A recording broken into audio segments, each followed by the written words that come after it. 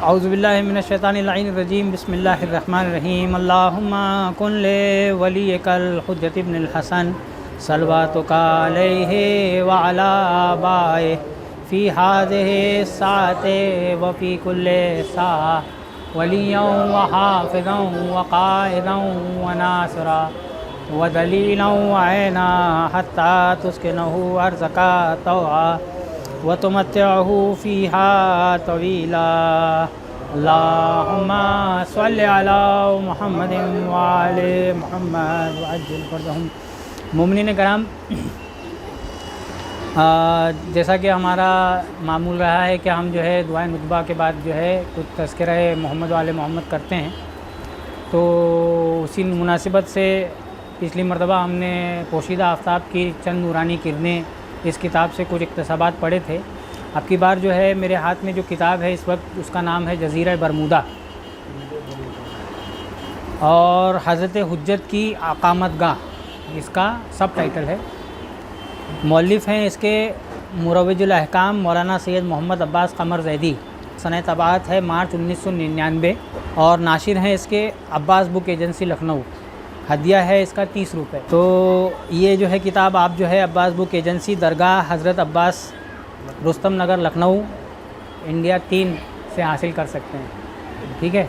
تو اس کتاب کے صفحہ نمبر 54 سے میں پڑھ رہا ہوں۔ ہم جو ہے تمام عاشقان حضرت ولی عصر علیہ السلام، اللہم صلی علی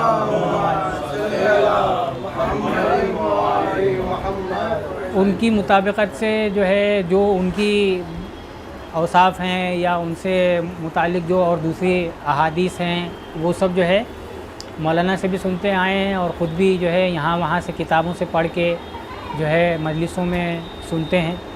تو اس کتاب سے میں نے جو اقتباس کو مخصوص آج کے لیے سلیکٹ کیا ہے وہ ہے مولا کی جو ہے رہائش گاہ، اس سے متعلق مختلف کتابوں میں جو تذکرے آئے ہیں اس کا ایک مختصر جو ہے مؤلف نے جو ہے اس کتاب کے اندر تذکرہ کیا ہے۔ صفحہ نمبر 54 پہ میں پڑھنا ابھی شروع کرتا ہوں۔ کہتے ہیں کہ مرزا نوری نے حضور اکرم کی بہت سے معجزے دشمنوں کی نگاہوں سے آپ کے پوشیدہ ہونے کے بارے میں تحریر کیے ہیں، جیسا کہ قرآن بھی اس بارے میں ارشاد فرماتا ہے، اس وقت جب کہ تو قرآن کی تلاوت کرتا ہے تو ہم تیرے اور ان کے درمیان جو روز قیامت پر ایمان نہیں رکھتے ایک پوشیدہ پردہ قرار دیتے ہیں۔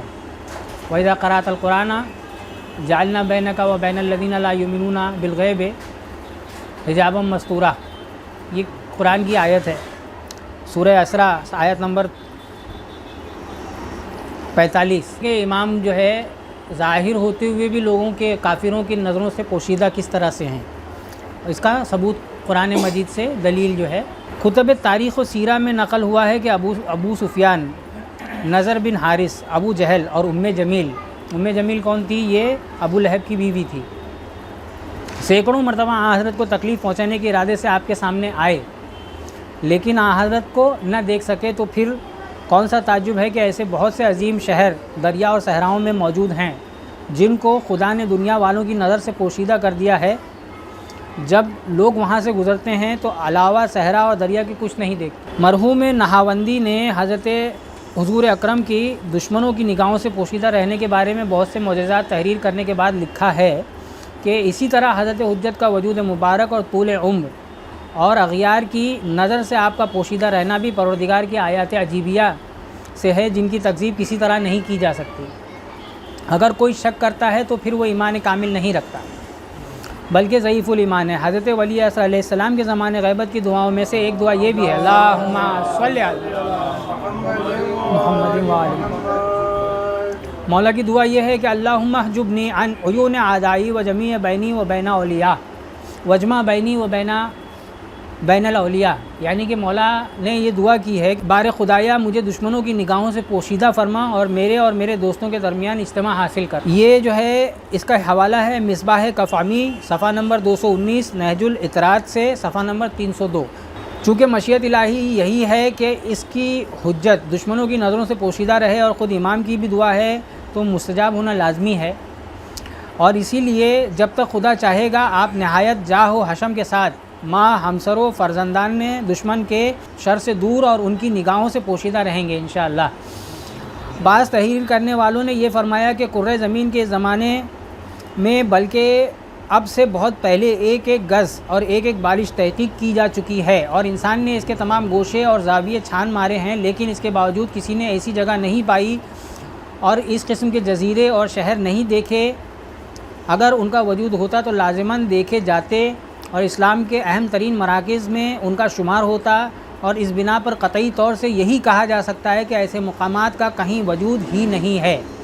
وہ یہ کہہ رہے ہیں کہ جو جزیرے امام سے متعلق نسبت رکھتے ہیں، جو لوگ کہتے ہیں کہ یہ امام کے جزیرے ہیں، تو لوگ یہ کہہ رہے ہیں کہ آج کے زمانے میں اتنا دنیا کے ہر چپے چپے کی میپنگ ہو چکی ہے سیٹلائٹ کے تھرو، ہر ایک چیز جو ہے ویل ٹروڈن ہے، تو اب ہر جگہ جو ہے زمین کی چپے چپے کے اوپر جو ہے انسان کی نظر ہے، لیکن ایسے جزیرے ان لوگوں کو نہیں دکھائی دے رہے ہیں، تو یہ ہوں گے ہی نہیں، ایسی ایک اعتراض لوگوں کی طرف سے آتا ہے۔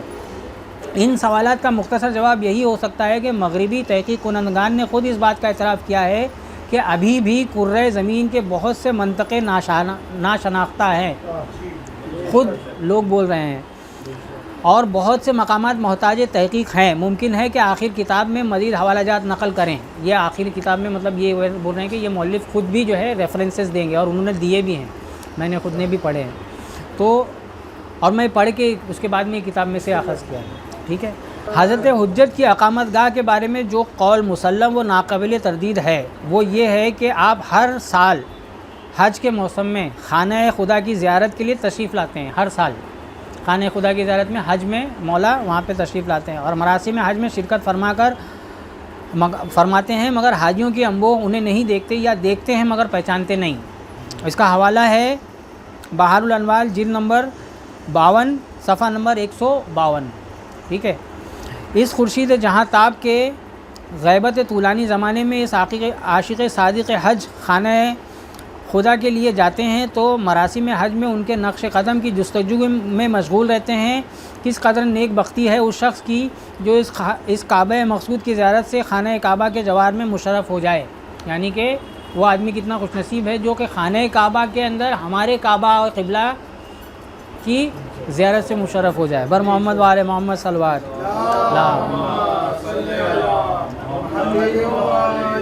بلکہ اکثر مشرف ہوتے بھی ہیں، اور اس کا جو ہے حوالہ بھی انہوں نے دیا ہے غیبت شیخ طوسی صفحہ نمبر 158 جلد نمبر 156 سے صفحہ نمبر 158 تک۔ کچھ لوگ جو ہے خود خانہ کعبہ میں ہی جو ہے امام سے مشرف با ملاقات ہوتے ہیں، ٹھیک ہے۔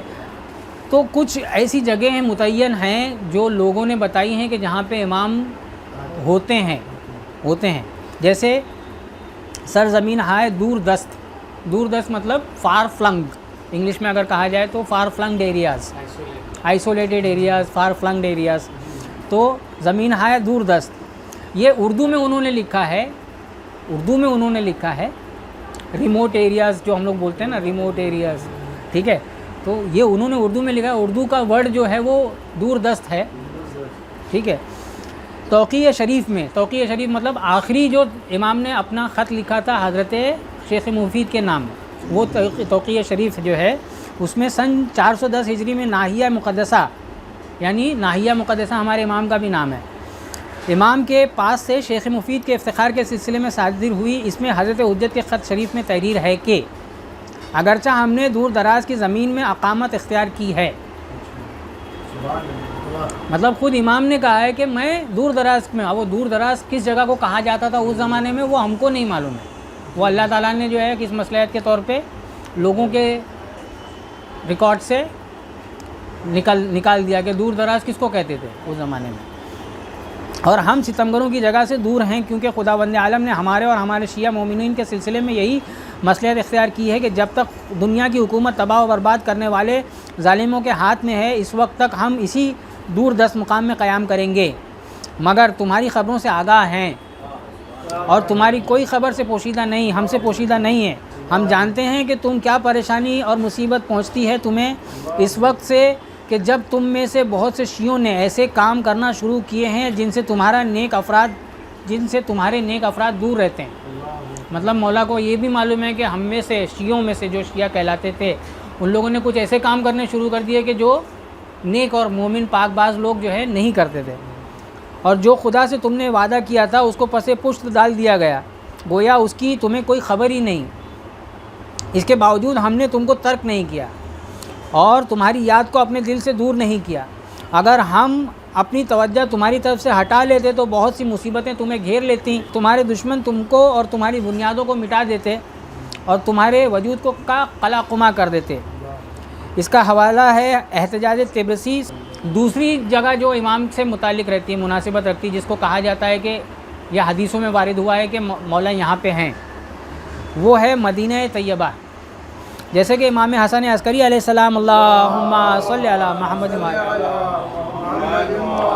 سے دریافت کیا گیا کہ اگر کوئی حادثہ پیش آ جائے تو ہم آپ کے فرزند بزرگوار کا سراغ کہاں سے حاصل کریں گے؟ تو آپ نے فرمایا مدینہ۔ اس کا حوالہ ہے غیبت شیخ طوسی صفحہ نمبر 139۔ اور تیسری جگہ جو ہے وہ دشت حجاز ہے۔ دشت حجاز، حجاز مطلب سعودی عربیہ، ٹھیک ہے۔ سعودی عربیہ میں بھی جو حجاز کہلایا جاتا ہے وہ آج کے زمانے میں کیا کہتے ہیں اس کو بھائی؟ ہاں، ریاض، ٹھیک ہے۔ یہاں پہ ماشاءاللہ ہمارے ادھر جو ہے وہ وہاں پہ مقیم رہنے والے لوگ بھی موجود ہیں، ہمارے سمر بھائی اور محمد بھائی، ٹھیک ہے۔ تو دشت حجاز میں جو ہے اس کے بارے میں ابراہیم ابن مہزیار، جس کو شرف زیارت نصیب ہوا، جن کو ابراہیم ابن مہزیار جو مشہور ہے کافی امام سے ملاقات کے لیے، بیان کرتا ہے کہ طائف سے گزرتے ہوئے دشت حجاز میں، جس کو عوالی کہتے ہیں، مجھے ہدایت ہوئی کہ یہاں کعبہ مقصود حاصل ہوگا۔ چنانچہ میں دیدار کے لیے امام علیہ السلام نے مجھ سے فرمایا، میرے والد بزرگوار نے مجھ سے عہد لیا ہے کہ میں پوشیدہ ترین اور دور ترین زمین میں قیام کروں تاکہ اہل ضلالت کی دست کے برد سے امان میں رہوں، اور عہد نے مجھے ریگزار عوالی یعنی دشت حجاز از نجد تا تہامہ میں ڈال دیا ہے۔ اور اس کا حوالہ ہے بہار الانوار جلد 52 صفحہ نمبر 157۔ چوتھی جگہ ہے کوہ رضوہ۔ ابھی جو ہم لوگ نے دعائے ندبہ میں کہا، دعا پڑھتا ہے نا، اب رضوہ اور غیر حاضیتوا، ہے نا، اب رضوہ، تو کوہ رضوہ جو ہے وہ ایک پاسبل پلیس ہے فار ریزیڈنس آف اور امام صادق علیہ السلام نے کوہ رضوہ کے بارے میں اللہم صلی علی محمد و آل محمد بحث کی، اور آخر میں فرمایا کہ وہاں ہر درخت کا میوہ موجود ہے، کیا وہ بہترین پناہ گاہ ہے جو خوفزدہ آدمی کے لیے، اور وہ کیا اچھی جگہ ہے صاحب الامر کے لیے، جس کی دو غیبتیں ہیں، ایک کوتاہ یعنی صغرا اور دوسری طولانی یعنی کبرا۔ اس کا حوالہ ہے کمال الدین صفحہ نمبر 447 کمال الدین۔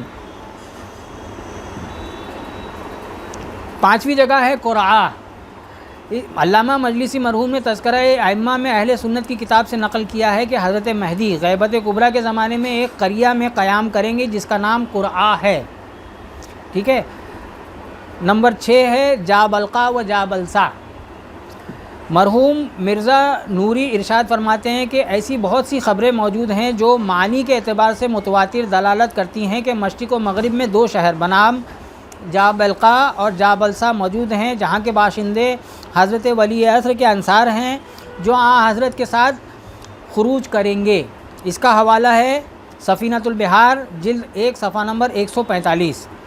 محققین ابھی تک مکمل طور سے ان دونوں ناموں کی حقیقت سے تک نہیں پہنچ سکے، البتہ قدماء صرف اس بات پر متفق ہیں کہ جابلسا دنیا کے انتہائی مغربی حصے کم شہر ویسٹرن ایریا میں ہے۔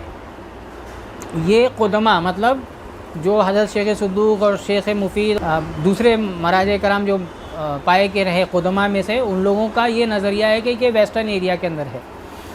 جابلقا دنیا کے انتہائی مشرقی حصے کا شہر ہے۔ ان دو شہروں کا نام امام حسن مجتبی نے اپنے خطبے میں معاویہ کے سامنے خطاب کرتے ہوئے لیا ہے، جس میں آپ نے فرمایا کہ اگر تم جابلقا اور جابلسا کے درمیان گردش کرو اور ایسا انسان تلاش کرو کہ جس کے دادا رسول اکرم صلی اللہ علیہ وآلہ وسلم ہوں تو علاوہ میرے اور میرے بھائی حسین کے پیدا نہ کر سکو گے۔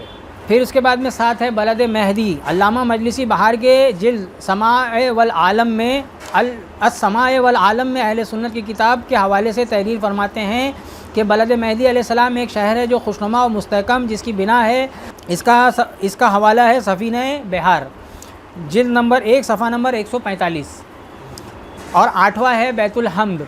بیت الحمد آپ لوگوں نے سن رکھا ہے، بیت الحمد کا نام تو سنا ہوگا آپ لوگوں، بلکہ ہمارے درمیان ایک مرتبہ وہ ایک شاعر تھے، وہ آئے تھے ساتھ میں، روشن مورانوی، انہوں نے یہ حدیث کا تذکرہ کیا تھا جعفر امام صاحب کے گھر پہ، ٹھیک ہے، تو یہ حدیث انہوں نے پڑھی تھی۔ تو امام جعفر صادق علیہ السلام نے ارشاد فرمایا کہ صاحب امر کے لیے ایک گھر ہے جس کو بیت الحمد کہا جاتا ہے، اس گھر میں ایک چراغ ہے جو آپ کی ولادت کے دن سے روشن ہے، اور یہ چراغ خاموش نہ ہوگا جب تک آپ شمشیر کے ساتھ قیام نہ فرمائیں گے۔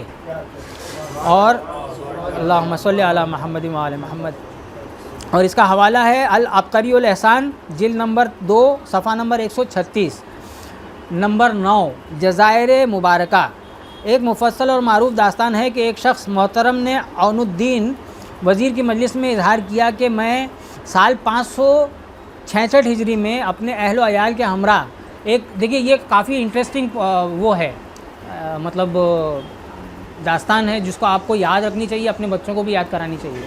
یہ جو جزائر کے بارے میں بتا رہا ہوں، جزائر کے مبارکہ، ایک مفصل اور معروف داستان ہے کہ ایک شخص نے محترم نے عون الدین وزیر کی مجلس میں اظہار کیا کہ میں سال 566 ہجری میں اپنے اہل و عیال کے ہمراہ ایک تجارتی قافلے کو لے کر سرزمین بربر گیا۔ دا باربیرینس نام سنا ہے آپ لوگوں نے ہسٹری میں۔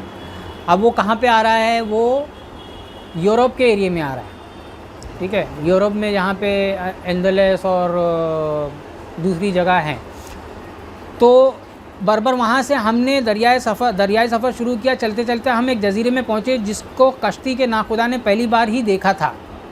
وہاں کے متعلق جب معلومات کی تو پتہ چلا کہ وہاں 5 جزیرے ہیں جن کے نام یہ ہیں، نمبر 1 ہے مبارکہ، نمبر 2 ہے ظاہرہ، نمبر 3 ہے صافیہ، نمبر 4 ہے ظلوم، اور 5 ہے عناتیس۔ ان جزیروں کے تمام باشندے مسلمان اور شیعہ ہیں، اور ان جزیروں پہ حضرت حجت کی اولاد سے 5 افراد حکومت کرتے ہیں۔ اللہم صلی علی محمد و آل محمد۔ ہمارے ولی، ہمارے امام، ہماری حجت کی شادیاں بھی ہوئی ہیں، ان کے بچے بھی ہیں، اور ان کے بچوں میں سے 5 جو اس وقت موجود تھے ان کے نام ایسے ہیں۔ ایک ہے طاہر پسر صاحب الامر، نمبر 2 ہے قاسم ابن صاحب الامر، ابراہیم ابن صاحب الامر، عبد الرحمن ابن صاحب الامر، ہاشم ابن صاحب الامر، بر محمد وآل محمد صلوات وآل محمد۔ یہ 5 بیٹوں کے نام ہیں جو اس وقت زندہ تھے اور حکومت کرتے تھے ان جزیروں کے اوپر۔ دے ور دی کنگس اور لارڈس، واٹ ایور وی کال ہم۔ اس کے بعد بیان کرنے والے نے خود کو مسیحی بتایا، مطلب جو آدمی بتا رہا تھا وہ وہاں پہ رہتا تھا اور وہ خود جو ہے کرسچین تھا۔ اس نے بتایا مگر مذکورہ حضرات کے اخلاق و نیک رفتاری کے بے حد تعریف کی۔ وہ کرسچن تھا لیکن وہ ان لوگوں کی تعریف کر رہا تھا جو وہاں پہ رہتے ہیں۔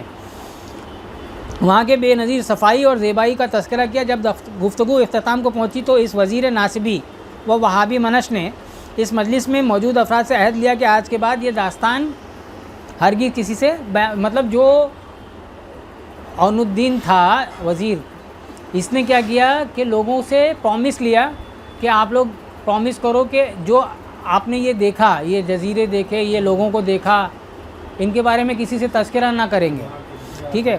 اور یہ داستان بہت سی کتابوں میں نقل ہوئی ہے، اس کے حوالہ جات میں بیان کرتا ہوں۔ الصراط مستقیم، جس کی تالیف کی ہے زین الدین علی ابن یونس عاملی نے۔ نمبر 2، السلطان المفرج عن اہل الایمان، اس کی تالیف کی ہے، تالیف مطلب آتھرڈ، تالیف کا مطلب ہوتا ہے آتھرڈ، علی ابن عبد الحمید نیلی نے۔ تیسری کتاب جس میں یہ تذکرہ ہے وہ ہے حدیقۃ الشیعہ، جس کی تالیف کی ہے مقدس اردبیلی نے۔ 4، انوار النعمانیہ، تالیف سید نعمت اللہ جزائری۔ جنت المساوا، تالیف حضرت نوری تبرسی، حکایت سوم میں۔ نجم الثاقب، یہ مرحوم نوری نے لکھی ہے۔ العبقری الحسان، تالیف کی ہے علی اکبر نہاوندی نے۔ نیز اس کتاب کے خلاصے کو صاحب وسائل وسائل الشیعہ، وسائل صاحب وسائل ہیں، وسائل الشیعہ نے کتاب اثبات الہدا میں بھی نقل کیا ہے۔ اس کے علاوہ ایک اور جو ہے جزیرہ ہے جس کی مناسبت جو ہے امام سے ہے، وہ ہے جزیرہ خضرا، اس کا بھی تذکرہ اس میں آتا ہے۔ جزیرہ خضرا کی تفصیلی داستان ہم آئندہ صفحات میں تحریر کریں گے۔ بر محمد و آل محمد صلوات۔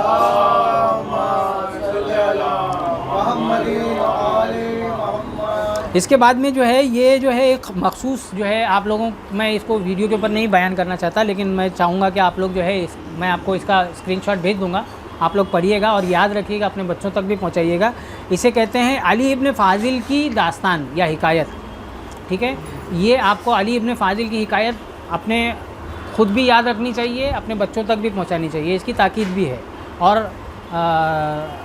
علماء کی طرف سے بھی۔ بر محمد و آل محمد صلوات، صلی علی محمد و آل